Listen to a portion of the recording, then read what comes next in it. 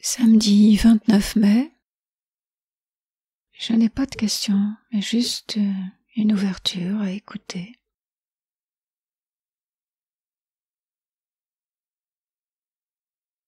La vie, dans cette dimension trine, s'organise autour de polarités opposées, indissociables. Tu ne peux avoir le blanc sans le noir. Tu ne peux avoir le vivant sans la mort. Tu ne peux avoir l'homme sans la femme, le féminin sans le masculin. Vois cela comme des paires d'opposés, de contraires, qui sont réunis en leur centre et ne font qu'un. Il n'y a pas en fait d'opposition, de contradiction. C'est l'un et l'autre qui font le tout. Vouloir l'un sans l'autre, c'est se perdre, et c'est voué à l'échec. Le déséquilibre naît de la non-reconnaissance de cette unité fondamentale, de l'indissociabilité des forces contraires. Il s'agit de voir à partir de cet espace où tout est réuni, où l'un n'est pas plus fort que l'autre. Pas de domination, pas de gagnant ni de perdant. Et si l'humanité ne prend pas ce virage évolutif, elle est vouée à la perdition. C'est quelque chose de crucial. L'avenir de la Terre en dépend. Seule la réalisation de cette vérité peut faire pencher la balance, peut faire en sorte de continuer cette aventure. Passer en 4e ou 5e dimension, ce n'est pas faire abstraction de la 3e, c'est l'intégrer, l'inclure. Ce n'est pas en détruisant ce monde de 3e dimension que l'humanité peut accéder aux suivantes. Ce sont des dimensions qui existent en parallèle. À l'intérieur de la 3e, il y a la 4e et la 5e, et vice-versa. Vois cela un peu comme des pelures d'oignons qui se superposent.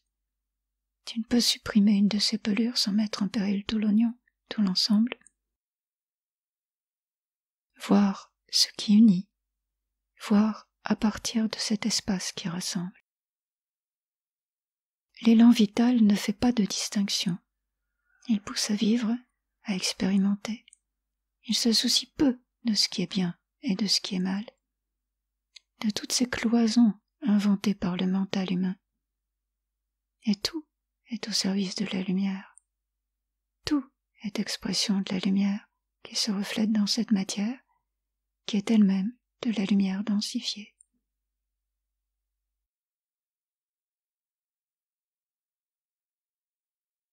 Comprenez bien que ce que vous voyez, ce que vous percevez dans cette 3e dimension est un reflet de ce qui se passe ailleurs. C'est une projection qui ressemble beaucoup à ce qu'est cette technologie de l'hologramme. Et pourtant cela semble bien réel, et vous éprouvez toutes les sensations qui correspondent à cette réalité projetée. Vous éprouvez de la douleur, vous éprouvez de la joie, et toute la gamme des émotions et des sentiments. Mais ne soyez pas dupes. Restez fermement établis dans la connaissance de ce que vous êtes réellement. Et que votre regard soit bienveillant envers cette création et ses imperfections. Sur Terre, les énergies sont mélangées et fortement imprégnées de multiples sources, de multiples influences.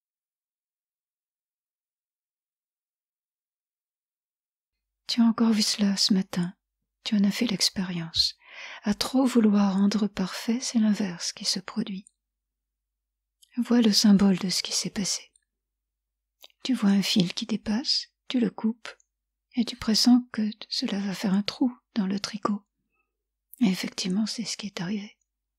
Tu avais le choix de laisser ce fil dépasser, quitte à ce que ce ne soit pas parfait. Et tu n'aurais pas entamé le tissu. Et tu n'aurais pas eu à réparer.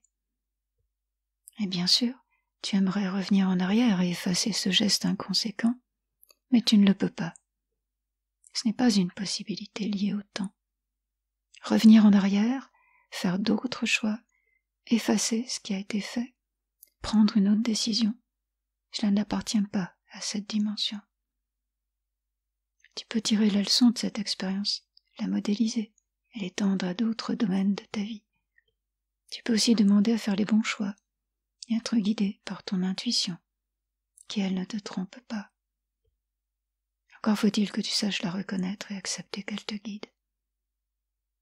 Et quand tu doutes, quand tu hésites, fais une pause pour écouter ce qui est vrai pour toi, ce qui t'évite bien des désagréments. La précipitation est l'une des plus grandes causes de malheur sur cette terre. Beaucoup de décisions sont prises dans la hâte et sont regrettées par la suite. Ce qui est vrai au niveau individuel l'est encore plus au niveau collectif. Les décisions sont prises par des êtres manipulés par des forces hostiles qui ne visent qu'à éradiquer la race humaine sur Terre. Ces décisions sont catastrophiques et mènent à beaucoup de souffrances.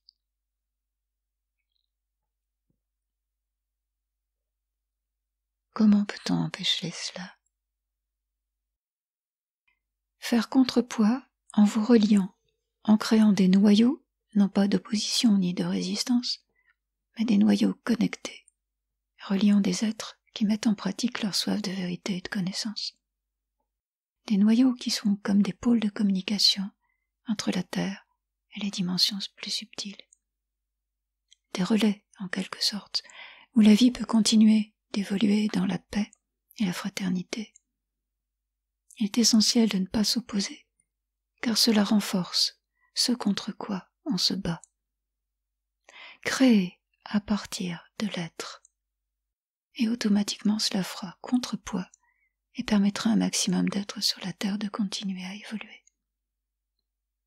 C'est la vie elle-même qui est menacée sur cette planète. Ne répondez pas à cette menace par la peur, mais par l'amour. Remerciez, bénissez, rendez grâce pour cette opportunité qui vous est offerte, d'un envol collectif, d'un passage à une autre dimension spirituelle. Incarnez les vraies valeurs qui font la fierté de la race humaine. Ne perdez pas votre temps à essayer de contrer, d'empêcher le déroulement du plan maléfique qui est en cours. Vous n'obtiendrez rien de cette façon. Bâtissez là où c'est encore possible de le faire. Rassemblez-vous, œuvrez ensemble, créez l'unité. Retrouvez le sens de l'unité tout en respectant la diversité apparente des êtres et des choses. Voyez ce qui vous est commun plutôt que ce qui vous différencie, car c'est sur cette base que vous pouvez bâtir une société nouvelle, un monde nouveau, régénéré de l'intérieur. Et avancez, soyez sûrs, ayez confiance, ayez dans le cœur cette confiance totale envers la vie qui vous soutient. Votre force est immense parce que vous bénéficiez de toute la puissance de la vie. Sachez que tout est possible, en dépit des apparences. Tout est encore possible.